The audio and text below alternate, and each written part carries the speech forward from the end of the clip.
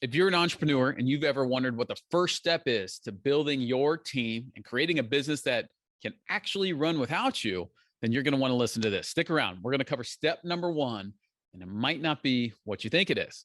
I'm Joe Silva. If you don't know me, I'm the host of the Joe Silva Business Show, and we talk about scaling your business the right way and doing things from purpose, process, and people that will get you to the next level so that you're not doing all the stuff. You're not the wizard behind the curtain answering all the questions, and you're not the only one in your business that is making any decisions. All right. All of that comes into play for the long term. We're all about long-term strategy here, right? Is do something today that's going to be an investment for tomorrow. You're likely that in your business as well. If you're serious about creating a life-changing business. And when I say life-changing, not just for you, but for all those around you.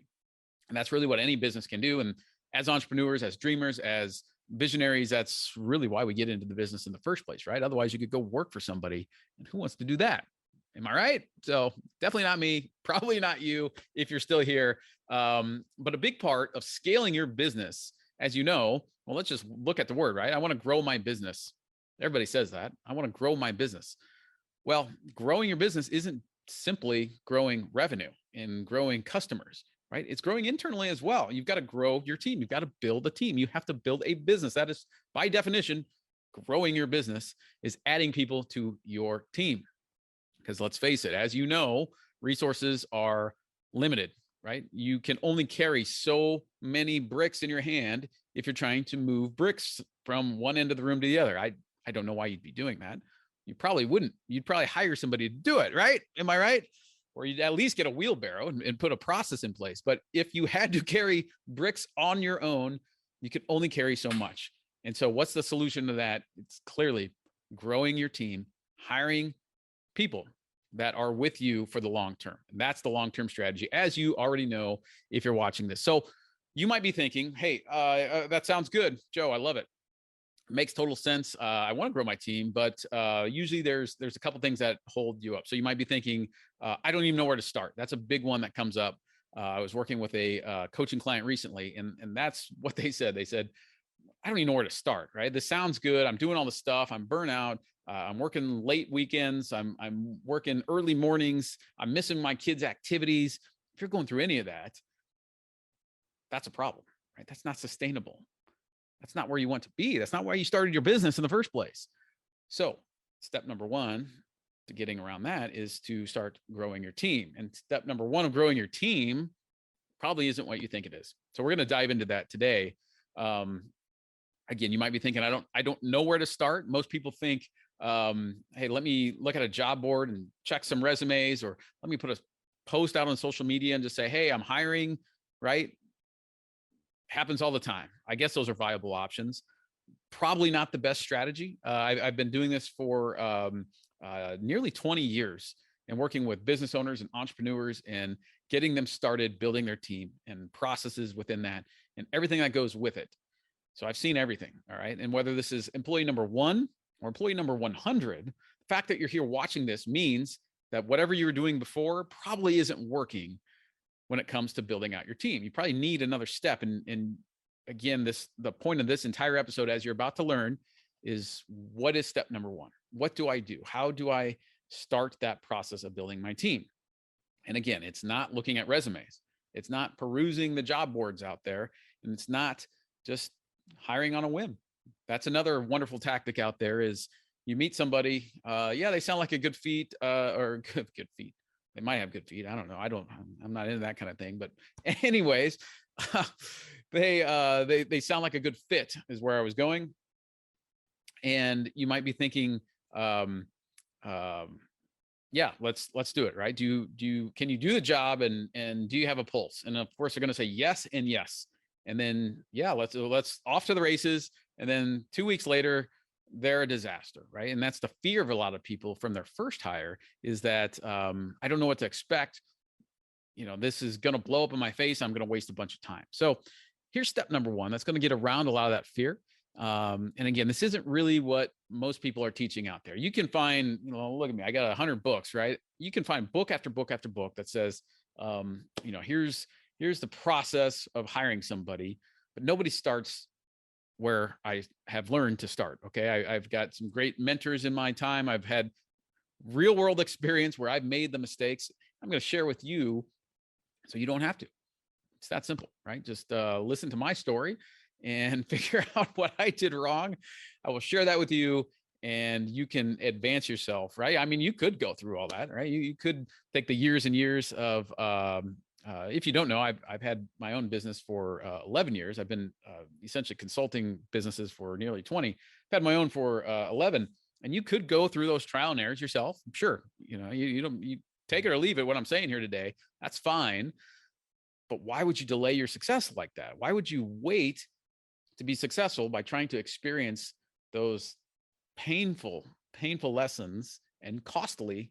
Trust me, it's costly. I've put a lot of investment in learning these lessons. So I'm going to share them with you. You take it as you would like. And if you're like most people, you'll find this very useful. All right. So number one, hiring starts well before the interview, starts well before the resume. Hiring really starts with you, yes, you looking inside. This is the step. This is it. There's one step to this process of getting started, and that's determining your purpose in your business. You've heard me talk about this on in a short instance or on some other episodes, but the purpose of your business is so encompassing of everything else. It's critical that you hone in on that and determine what that is. Now, there's several pieces within your purpose. There's, why am I doing this? There's who am I being, my identity within there. There's my mission and values within there. There's several pieces. Okay. And this episode would be several days long if I went through all of that, or at least a few hours. You can get some of that information on my website and in some of the other trainings I've done. So check that out, joesilvatraining.com. But today we're going to talk about your purpose and determining what that purpose really is within your business. And here's how it relates to building your team and hiring employees to work for you. Okay. Hiring team members and bringing them on board and scaling your business. This is how it all connects. Okay. You determine your purpose. Now, who you hire and who you even take time to interview must align with your purpose. Okay. If there's a misalignment there, there's no point in even wasting each other's time. Okay. It's, let's use a simple example.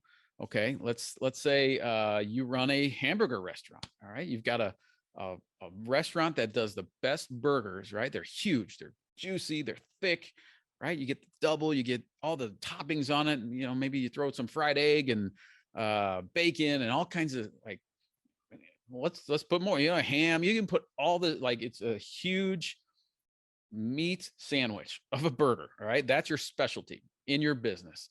That is what you do. That's what you do best. You're the best in your city at doing this.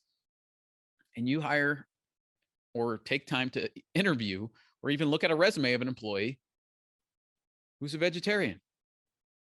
Misalignment, right? I don't think they're going to want to work there. Now you might say, well, that person's not going to apply for the massive burger place.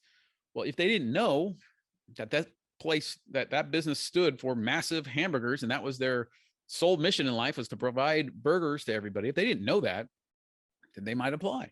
They might see cashier or waiter or CFO or whatever it is of that business. Okay. And so when it's not apparent as to why you're doing what you do and your mission and your values underneath all of that, that's all encompassed in purpose, is what we consider purpose in our program. If you're not aware of that yourself, you're attracting the wrong people. Let me say that again. If you're not aware of your own purpose in your business, you will attract the wrong people. And that's why that's step number one. Because when you know your purpose, when you have that dialed in, when you know exactly what you stand for and all the things that go underneath it that we discuss, you're going to attract the people that want to be a part of that mission, that want to be a part of what you're building, your dream, your vision, everything that you have in your heart that is being expressed and created through your business. People want to be a part of that. And the opposite, think about this. The people that want nothing to do with that, and that's fine, right? There's different things for different people. People that want nothing to do with that are now repelled away. and you don't run the risk of hiring those people, especially as your first employee, right? You don't run the risk of hiring somebody who is misaligned with what you're trying to do, the reason you started your business in the first place. If you're like most entrepreneurs, you have big dreams, you have big goals, you're driven, you want to do more impact, more income, more revenue, more change for the world, right? You're doing something on your own terms. You're not underneath somebody else's lock and key, they're punching a clock somewhere, right? That's part of who you are. That's your identity as a business, as an entrepreneur. All of that comes out of you inside your business. You're creating something from nothing. And that's the beauty of entrepreneurship. And if you don't have dialed in exactly why you're doing all that and who should be doing it and everything that goes around that, you start attracting the wrong people, or else it's a roll of the dice, right? You're dramatically going to increase your odds when you have that dialed in and you can share that with people before you ever look at a resume, before you ever talk to somebody and say, hey, do you want to work here? It's a matter of here's my purpose. Are you aligned? That's step one. Clearly, that's a huge advantage over a company that is just hiring by the roll of the dice, right? Just throwing things out into the wind and seeing where it lands. You can do that. Most businesses do, but it's a huge risk and it's a huge waste. I've done it. I didn't have this dialed in when I started, and it cost me significantly multiple times until I figured this out and put it into place. Now we're aligned with who we hire and the team members we bring on. It's a different atmosphere, whether you're virtual, whether you have a brick and mortar, whatever it is. Okay. It's very different when you're able to dial in to what you love and your purpose and can share that with your team members, especially when it's team member number one. Okay. Now, when I coach people, all right, I do some one-on-one and some group coaching. A lot of times they want to get to, hey, what's the secret to interviewing, right? Or how do I budget for this, right? And they think, well, that's the obvious first step, is figuring out, can I even afford it? This comes before that. It's clear now. It's starting to become obvious. You're really noticing now how all-encompassing the purpose of your business is in everything you do, especially when you're building your team. And you know that the only way to grow your business is to grow your business. And that doesn't mean simply more sales, more revenue. It means growing your team, right? Using that leverage that people provide, right? Others that are helping you out, staying in their zone of genius, and you get to stay more in yours, right? Now, you might be thinking, great, okay, I'll look at that. But isn't budget first, right? Can I even afford it? And of course, you got to look at that. But think about this. What is it costing you to stay small, right? What is it costing you to stay solo? What is it costing you to not look at this and bring somebody on that shares your values and your mission and your purpose? Think about that. Imagine for a second you had somebody right next to you in your business that was passionate about what you do, right? Go back to the burger analogy, that you bring somebody on that loves burgers. They're coming up with new recipes. They're coming up with new ways to serve customers that you never thought of because they share that passion for what you do. That is the power of your purpose and bringing on a team. And you know as well as I do that the best way and the quickest way to grow your business is to grow your team.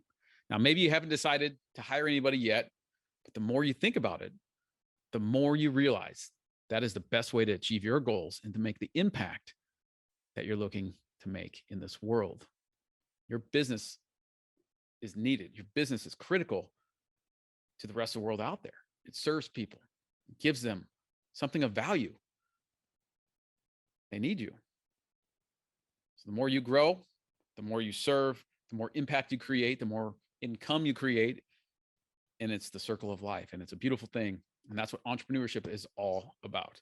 Now, if you want free resources on how to do this and how to implement this, go to my website, joesovatraining.com. We have free resources for you there.